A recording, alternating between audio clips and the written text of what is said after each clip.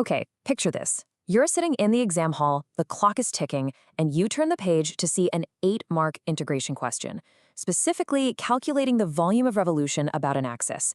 Now, if your heart just skipped a beat, you're absolutely not alone. This is without a doubt one of the most notoriously tricky areas of the entire Cambridge 9709 syllabus. Most students, even the really good ones, lose incredibly easy marks here. But by the end of this explainer, you are definitely not going to be one of them. Welcome. Today, I'm going to pull back the curtain and show you exactly what Cambridge examiners are looking for behind the scenes to guarantee you secure every single mark available. I want you to think of your exam paper like a blank canvas. To make your mark as a top-tier student, you need bold strokes of mathematical creativity, sure, but those strokes absolutely must be backed by a solid, rigid structure. We are going to decode the exact street-smart strategy you need to master these high-stakes questions. So grab your notes and let's dive straight into this. Real quick, here is our roadmap for today's session. First, we'll look at the challenge and why those marks go missing.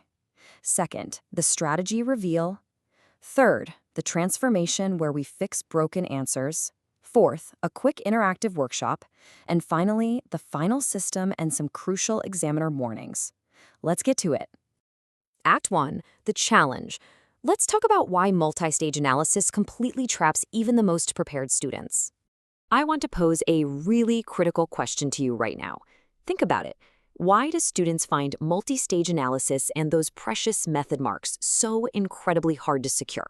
I mean, you probably already know the integral formula for the volume of revolution, right? You know it involves pi, you know you have to square the function, so why on earth are thousands of candidates dropping a massive percentage of their grade right here? Well, the theoretical architecture of these questions rests on precise definitions and really clear causal relationships. The Cambridge assessment objectives aren't just testing if you memorized a formula. They are explicitly targeting distinct cognitive domains. We're talking knowledge, application, and higher-order analysis. The difference between a B grade and an A star isn't just knowing the math in your head. It's physically proving the process systematically on the page. The examiner needs a roadmap of your brain. If you skip steps because they seem obvious to you, you are literally leaving marks on the table. Let's look at this failure in action through a classic past paper scenario.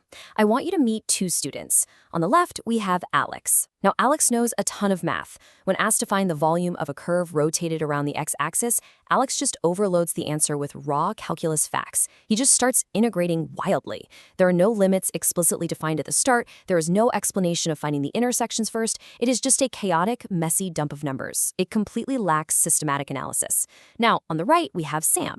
Sam's a bit different. Sam actually understands the question, but rushes the data extraction phase. Sam totally misses the command word requirements. For example, Sam forgets to write the pi symbol outside the integral, skips the vital steps showing the substitution of the upper and lower limits, and just jumps straight to a calculator-generated decimal. Here is the harsh reality. Both of these approaches instantly lose method marks. The examiner literally cannot follow their logic, so even if by some absolute miracle their final number is correct, their mark potential is devastated because they didn't prove the method. Act 2, the strategy reveal. Let's introduce the method mark strategy and change how you write your answers. Enter the method mark strategy. Now, the conceptual framework for integration draws on very established principles. Method marks, which are often denoted by a big M in the Cambridge mark schemes, are rewarded specifically for the process, not just that final number at the bottom of the page. To secure them, you have to follow strict mathematical conventions. This demands proper formatting, correct terminology, clear annotation, and a step-by-step logical analysis. Actually, think of the Peel framework you might have used in essay writing. Point, evidence, explanation, link. We are going to apply this directly to high-level math. Your point is explicitly stating the correct formula, like writing out v equals pi times the integral of y squared dx. Your evidence is plugging in the specific limits and the actual function. Your explanation is showing that beautifully integrated algebraic form inside square brackets before you substitute any numbers.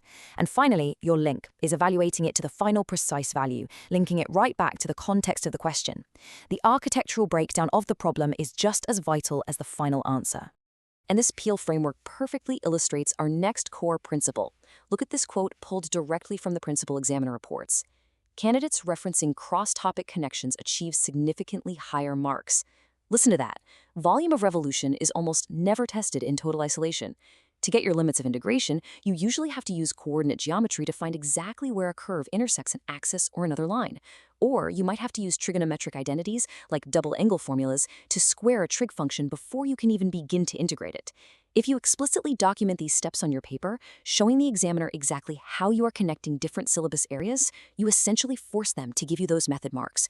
You are showing mastery, not just memory. Before we continue to build our perfect mathematical answering system, I need you to do one quick thing. Subscribe to our YouTube channel, Ace the Exams, at acetheexams_IGCSU to excel in your Cambridge examinations. Click that subscribe button and hit the bell icon right now.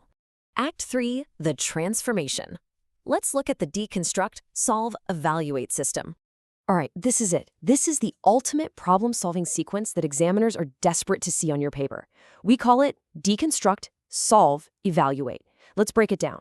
Step 1, identify the given information. Extract everything from the texts and graphs. What is the exact equation of the curve? Crucially, which axis are we revolving around? Step 2, break into logical steps. Find your limits first. Write down your volume formula explicitly. Square your y expression before you try to integrate.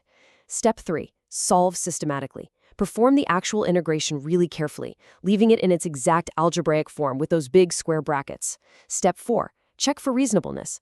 Look at your answer. Did you get a negative volume? If so, stop right there. Something went wrong because volume absolutely must be positive. Check your limit order or check your algebra.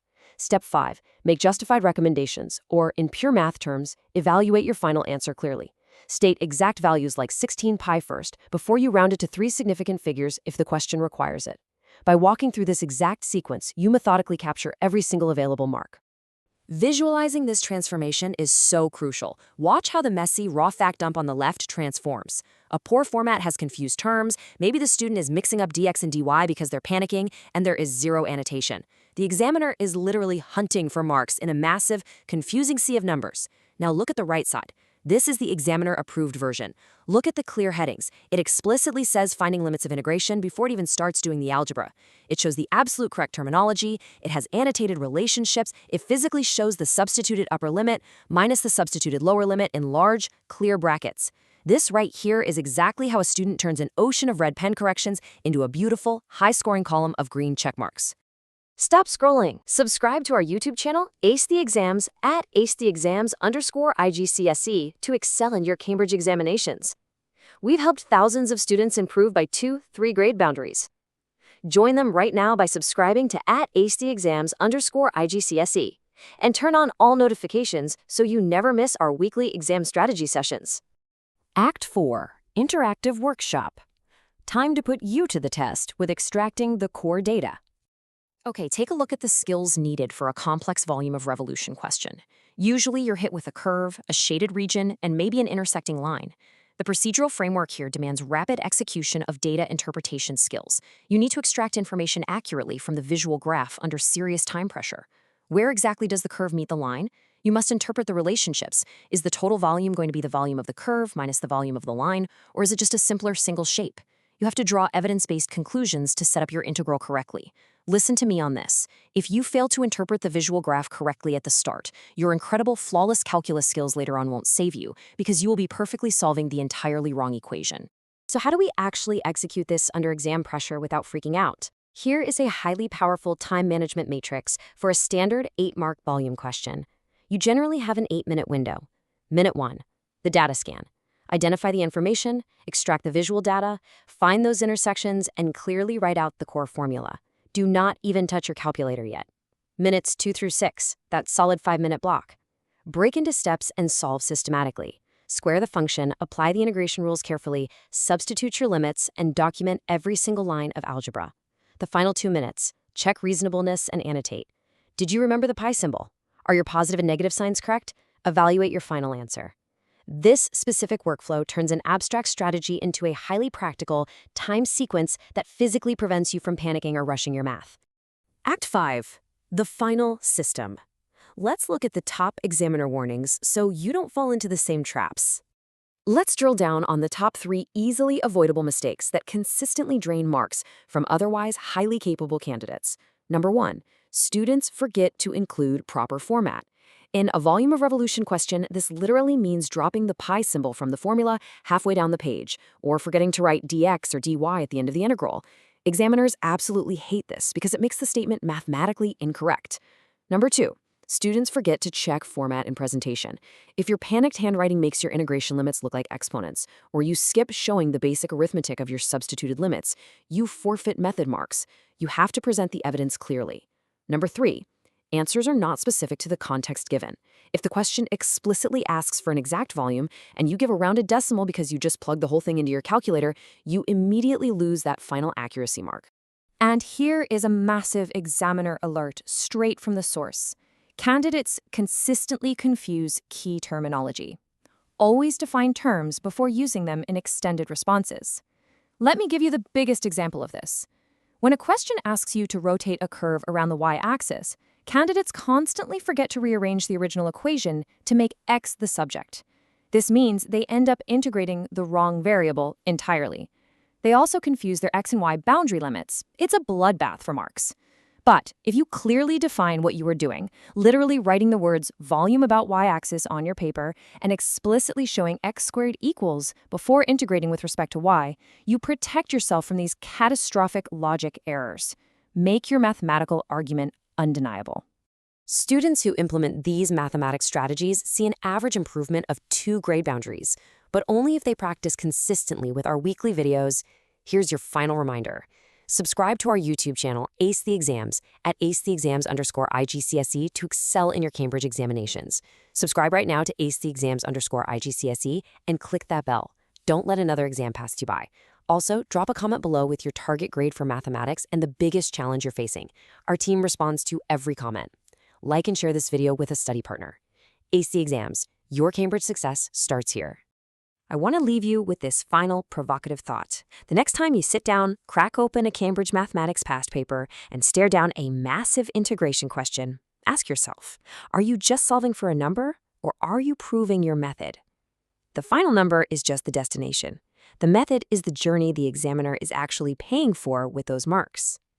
Change your mindset, apply the PEAL structure, deconstruct the data, and you will secure every single mark on that page. Keep practicing, stay focused, and use these frameworks as your ultimate blueprint. You've got this. I'll see you in the next session.